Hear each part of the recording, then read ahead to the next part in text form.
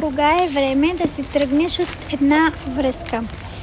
Няма жена, която просто си тръгва. Има жена, която се е уморила да не я чуват. За които не ме познавате, аз съм Ивета, ментор и енергиен терапевт в областта на личностно развитие със специализация на женски енергийни практики и кармични връзки. И да влезем в темата. Когато една жена се отдалечава, това обикновено се случва, защото не е чута и са замръзнали чувствата си. Но преди да стигне до този момент, тя е минала дълга вътрешна трансформация, дълъг път. Преминала е през анализ, съмнения, разочарования и може би дори чрез усещането на предателство от човека до нея.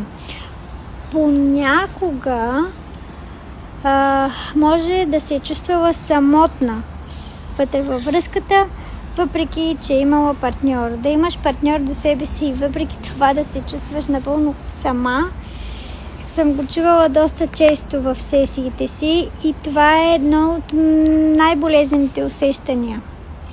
Да не бъдеш чута, когато си до някого. И така, когато жената реши да си тръгне, тя вече е опитала да спаси връзката си и то не веднъж. Както казах, опитала се да комуникира, не напуска просто така. Просто да го знаете. За да стигне до там, да се тръгне една жена, значи е била наранена, може би разочарована дълго време. Защото по природа жените сме дълбоко емоционални, мислим, анализираме чувствата си и дълго време, преди да направим по принцип една крачка, за да се тръгне една жена от една връзка, тя вече се е отдалечила вътрешно. И когато това се случи, вече е твърде късно да се върне обратно.